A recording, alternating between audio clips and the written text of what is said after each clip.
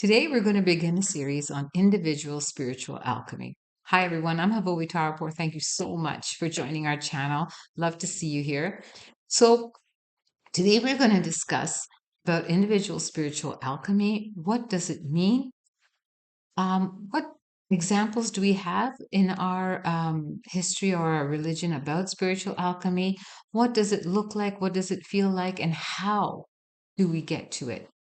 Now, if this is your first video, I suggest that you go back and take a quick look at two very short videos. The first one is Know This First. And the second one is Who Attains Manashni, Gavashni, and Kunashni. Those are very crucial startup knowledge for this video. And I've put the links down below. So please do just take a quick look at them before you start into this because they really are meaningful. And I appreciate your time and I respect the time that you are looking and trying to learn about the religion. And I really don't want to go into repetitions. So do look at those first, and I hope to see you back here very soon on individual spiritual alchemy. This is the introduction, and as I mentioned, we will be talking about what it means. We'll give you some examples of that in our religion, and we will talk about what it looks like, what it feels like, and how we go about attaining it. But before we do all that, we need to know, why are we talking about individual spiritual alchemy? What is the purpose of it? Let's look at it as a journey. So if we are on a journey somewhere, we need to know where we're headed. We need to know where we are and where we're headed. And similarly, this topic of individual spiritual alchemy is like a roadmap. It tells you where we are at the moment and where we have to be ultimately, because we can't live our lives without knowing that ultimate cause, the ultimate purpose of our existence. Why did God create all things? Why are we here in this physical bodies? How will we go back and how will we join back with our Mazda? So this topic actually goes through all of these issues and helps us understand our life here on earth and understand what we are here for. So, having said that, we can call we can call it a journey from point A to point B, and that is point A being where we are right now, and point B being the ultimate alchemizing of our spirit. Now, what does that mean? It means the transformation of our character from basic human character that has both positive and negative in it to one that is more pious, and then from pious to saintly, and from saintly to divine. And when we move in that progress, when we do move down that road, we are ultimately working towards the freedom of our soul, the freedom from attachment to materialism, the freedom from karmic burden, the freedom from the freedom actually to move towards God finally by any name. So, of course, we are talking about Zoroastrianism and I'm talking about Aura Mazda. But really, even if you are of a different religion and you're watching this, the same basic um, thought processes still apply, that we are all here for a purpose. That purpose is to perfect our character, become more God-like, and move towards God. So that is very common to all religions. And we have a very specific recipe in our religion.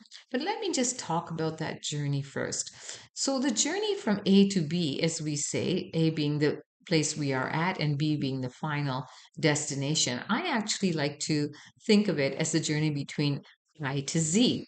So, I as in the capital I, where we are focused on idea of self, or what we call ego, the idea of I am. So we have to move from that concept of I am, the concept of self.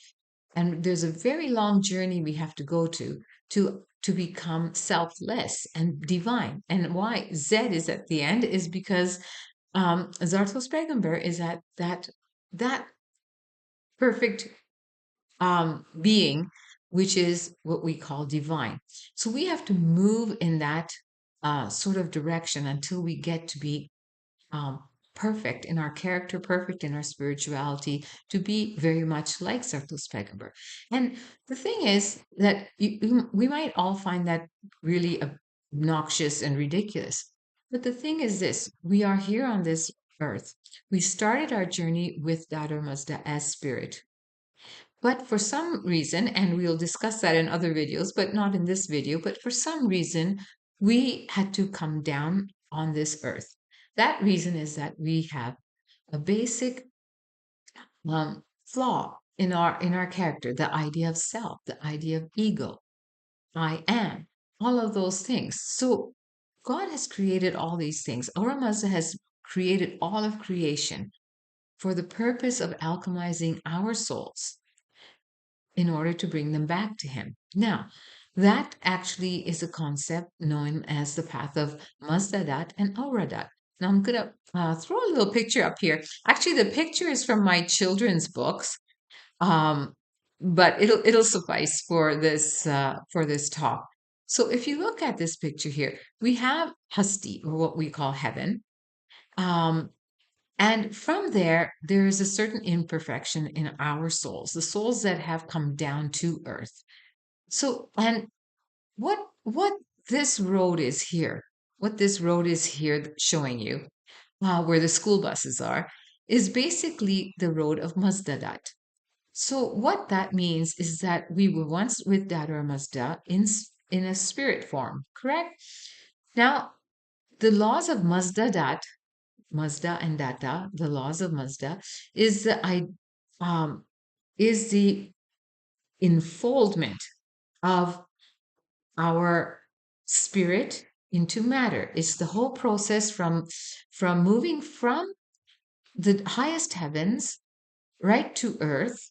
And I have a chart of that too. I'm going to put that up here um, because we should really know what that chart also looks like.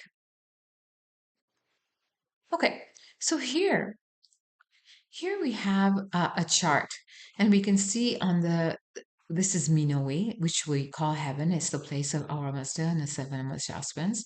Then we have the seven heavens, which we call Hasti. And then we have Atasamino Karka, which is really uh, let's say the dividing line for now between the immortal aspects of creation and the mortal aspects of creation. So after Adasaminukarka, we have Nisti. And Nistima, in Nisti, there are these seven dakyus in which Geti or earth is between the last two that we see. So our souls have gone all the way from here through the laws of Mazdadatta, become condensed and become enfolded into matter. Now, as difficult as that is to understand, we can always find some kind of comparisons here on Earth. So, for example, if you have oxygen and when you compress oxygen, um, it becomes liquid oxygen, right? So just like air can become liquefied when it's under a certain kind of a pressure, similarly, as our souls have um, moved all the way down through these heavens, Ataseminokarko, into the Nisti Dakyus. And these are all if the Ivy and Tare Upari Andari and Vairi IP, they're all in our Merniash. If you look in our Merniash, if you pray it, you're familiar with them. So that's what these things are. They're different realms of Nisti.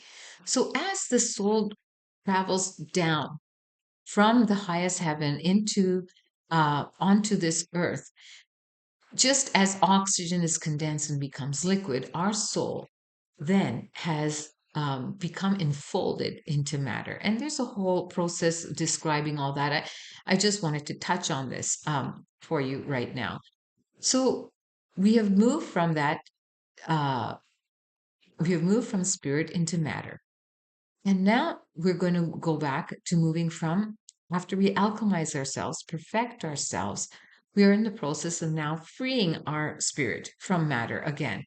So that process, that road is called Auradatta. You can see here on the picture that I've put up here, and that is the path going back to Hasti, back to the heavens. And that is the process. So aura data means the process, the laws that apply to the unfoldment of the soul from matter. So as we progress on that path of aura data, then our souls are slowly unfolded from matter, just as when you release the when you wear the mask and the oxygen, liquid oxygen that's on your back, when you release it, it again becomes oxygen that you can breathe. Similarly, as our soul progresses on the path of Auradat, it again becomes spirit. And as we perfect ourselves, we will move up those realms of Nisti and Atasiminu and the seven heavens, and ultimately reunite with Dadar Mazda. So here we have a beautiful plan and a beautiful purpose for why there is creation. Number one, it's Aura Mazda's infinite love for the dark energies, basically, to perfect them into perfect light, perfect divine light. And we are a composition of both positive energies and the dark energies. So, in that sense, you can say that Aura Mazda's love has transcended all these things just for us, for our own alchemy, and helping us on that process. So everything that we have in religion, everything in any religion, especially the five major religions, those religions are there for our benefit, for the benefit of our soul, to give us a purpose in life, to understand the why we go through weal and woe in our lives, and to help us in many different ways, through many different paths of religion, deal with that weal and woe until we become perfected in in ourselves, in our character, and that character will then ultimately lead to the perfection of our spirit, and then we can ultimately free our soul. So, having said that, you must be wondering, well, I want to introduce all these concepts, although they're very deep concepts and require a lot of discussion. I'm bringing them all up, just touching on them in this first introductory video on spiritual alchemy, because I want you to understand just how much there really is to know about Zoroastrianism, and that if we keep repeating that Zoroastrianism is just about Manashni, Goashni, Kunashni, and that we actually practice it, which we don't, um, uh, then we will not know all these things, and they're so beautiful to know. So how does all this happen? We're going to touch on that in a few minutes, but I want to go back to this journey. So, and like I said, these pictures are from my children's books. So, but they serve for the purpose here. So here we have the path of Mazadat bringing us down to earth for basically for our schooling, our education, our spiritual education, and the path of Auradat, which leads us back to Dadora Mazda. Let me first go back to this whole process of alchemizing our spirit and the whole journey through these different asmans of Nisti and Hasti and Minoi.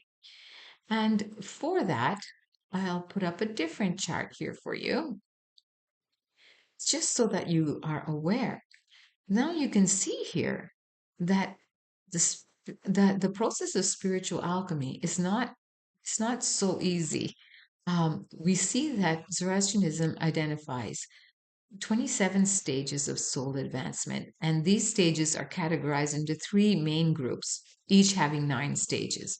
But if you look at the first category, which starts with number one, you will see that number one, two, and three are for basic humans like us. So Darvan humans are we are a bit Darvan, means we're a little bit, on the negative side. And then there's some of us who are a little bit better than the rest. Then some are a little bit better human beings. And then there's Drago human beings. So here we have that we are basically in the first stage one, two, or three of our progress towards Dada or Mazda of the 27 stages. And then if you go higher up, you will see, and I just want to show this to you so you'll be familiar with some of these terms if you do say your prayers. You will see that Stages 7, 8, and 9 belong to that of Nar Ashwan humans. You still have a human being state. And then you will see that if on stages 10 to 15, these are stages of Nar Ashwans, but they are what we call 3 to 6 Kash. So it's their development of their spirituality, their advancement. That is all in these stages here.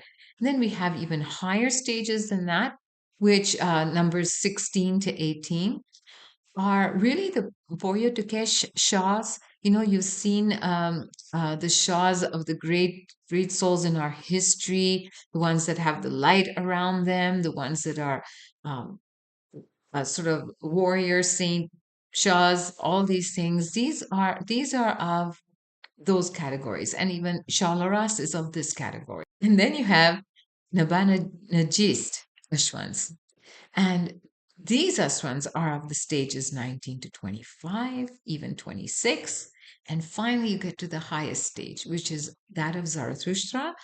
But also, you must remember that Zarathustra is one with Dadara Mazda. So when we get to that stage, then we are one with Zarathustra and we are one with Dadara Mazda. So there's a very long journey for us to go on.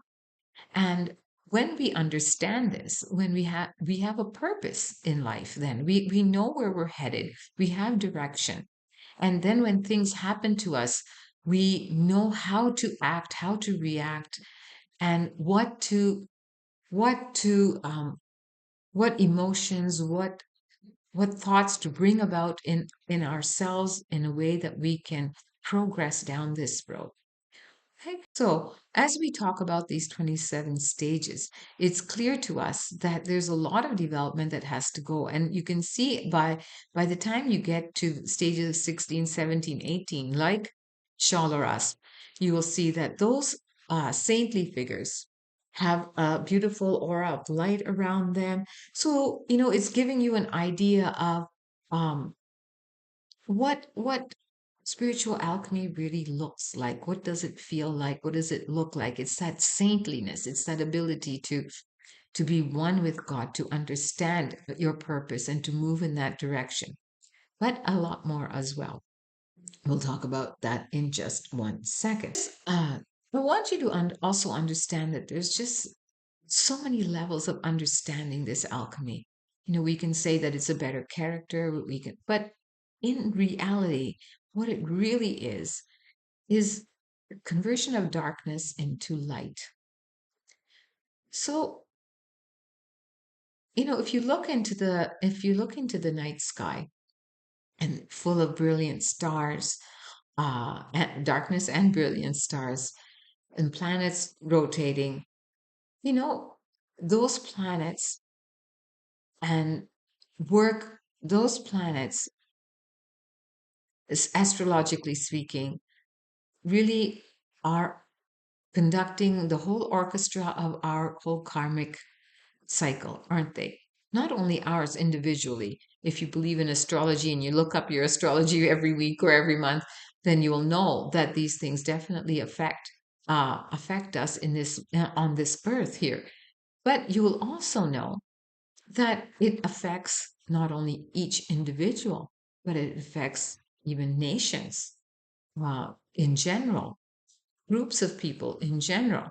So, what is all of this? So, here we can see that even the night sky and the brilliant stars, that there is a divine consciousness even in the universe, where divine consciousness is um, manifested as brilliancy of light, and ignorance or what we call evil is manifested as darkness.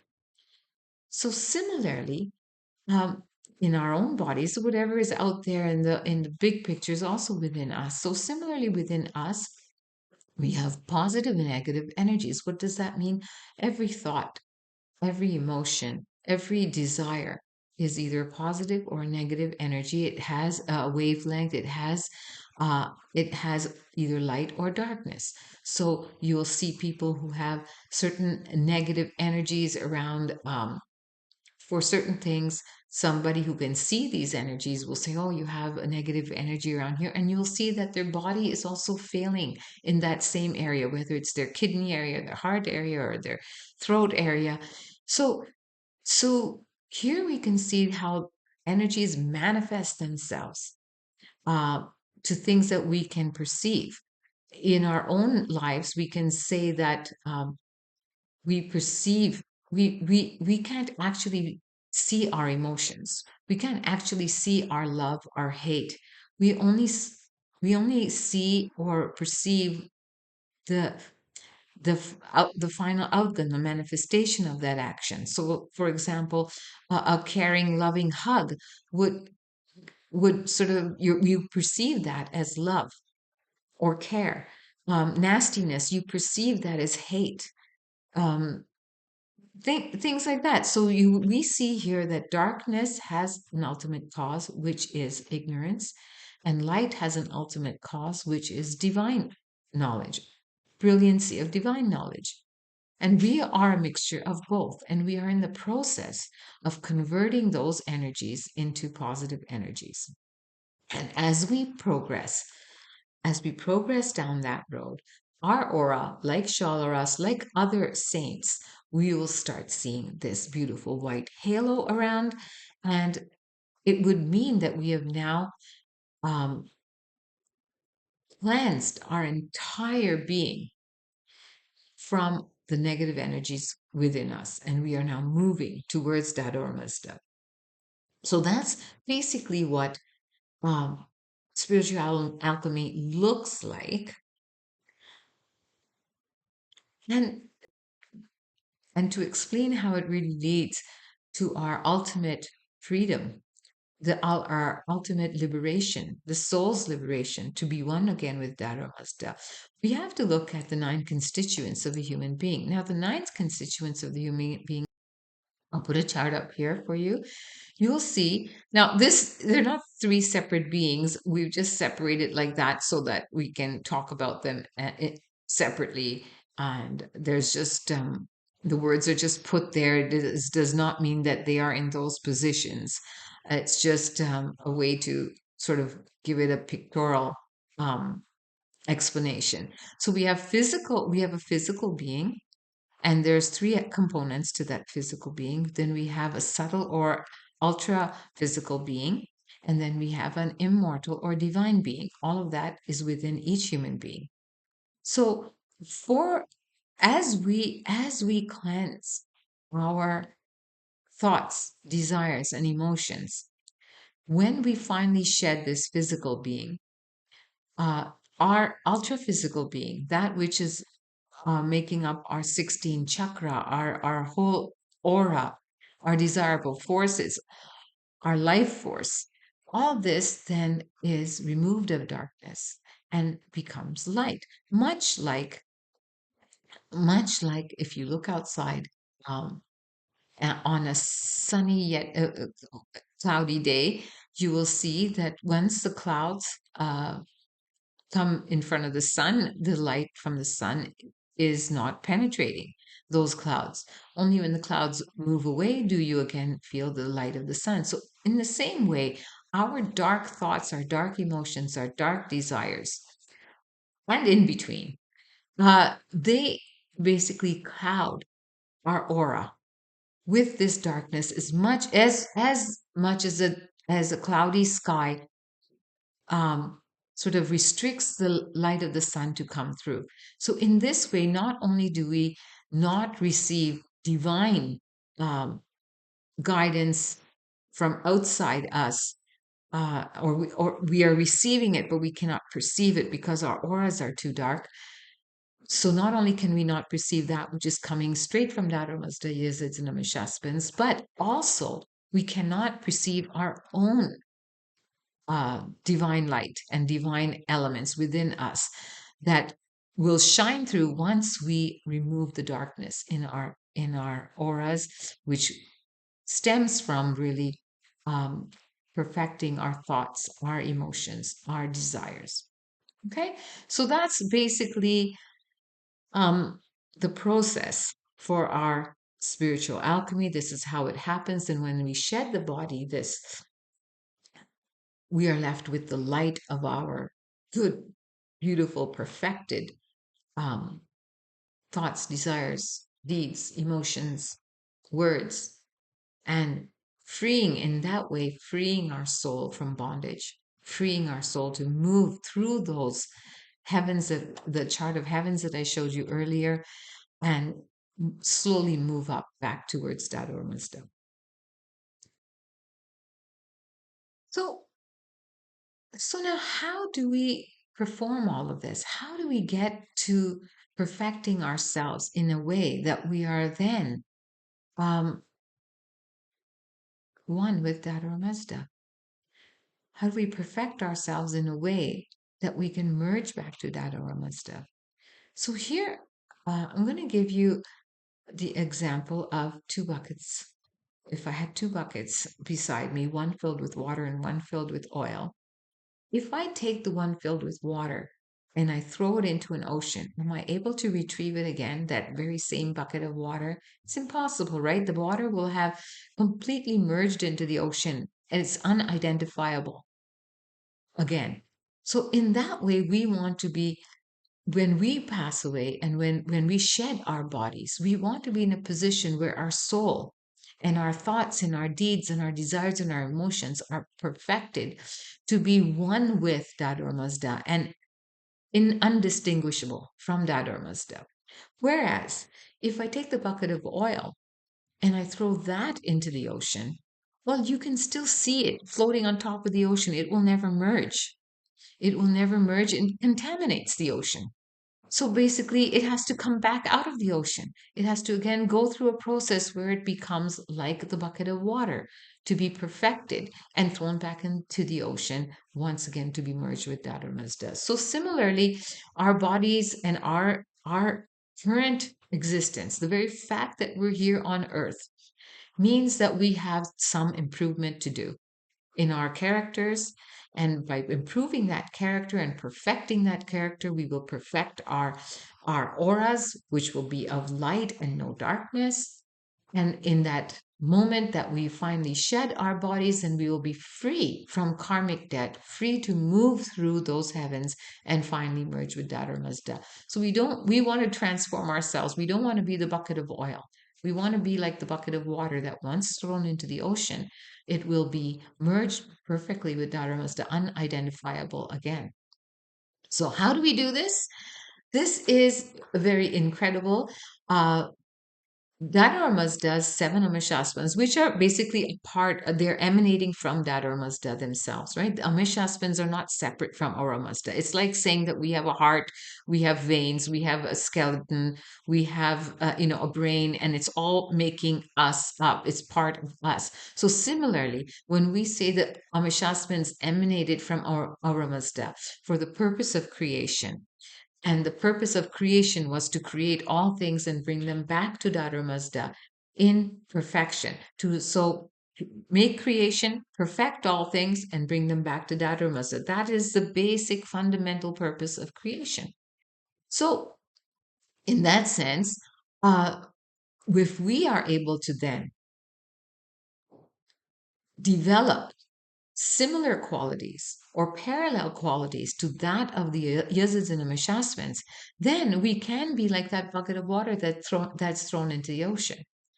Okay, so how do we do that? Well, we have to understand what the Amishasvins are. We have to understand what their virtues are and how that they have manifested. So when Dadara Mazda has emanated these Amishasvins for the sake of creation, for the sake of perfecting the likes of you and I, and bringing us back to Dada Mazda after being perfected, the Amishasvins, according to their individual virtues, like for example, our heart pumps our blood through our veins, our skeleton holds our body up, so it all has functions, though it's all part of one being. It all has separate functions. Our kidney does different work, our intestines do different work, our eyes and ears do different work. So similarly, each Amisaspin, depending on its divine virtues, has created a piece of creation or manifested that creation which really mimics its virtues, which we can then identify with. And we will talk about all of those things. But then when we see that, we have to try to understand what the similar or parallel human virtues are, because the bucket of water will never be the ocean, but it will be fit enough to be thrown into the ocean and become immersed into the ocean with and unidentifiable. So similarly, we will never be Dada or Mazda, but we will have such qualities. We will make up our character with such virtues, such strengths, that once we are able to shed our bodies, our soul will be free to be one again with that Mazda. So on our next videos, we're going to talk about each of the seven amashasmans separately. And it does go in a kind of a sequence, though really you get a little bit of it's more of a spiraling thing. You get a little bit of the qualities of each amisaspin. And as you get a little bit, you grow and you spiral up with greater and greater qualities of each amisaspin. Yet, nevertheless, there is kind of a sequence that we have to follow. And so what I'll do is in the description below, I'll put the link for the next video that you should be watching now. The next video after this introductory video will be that of Spenta Armidi. So, developing the virtues of Spenta Armidi. When we talk about that, we will talk about what is Spenta Armidi's aspect of creation. What did she manifest? Why did she manifest it?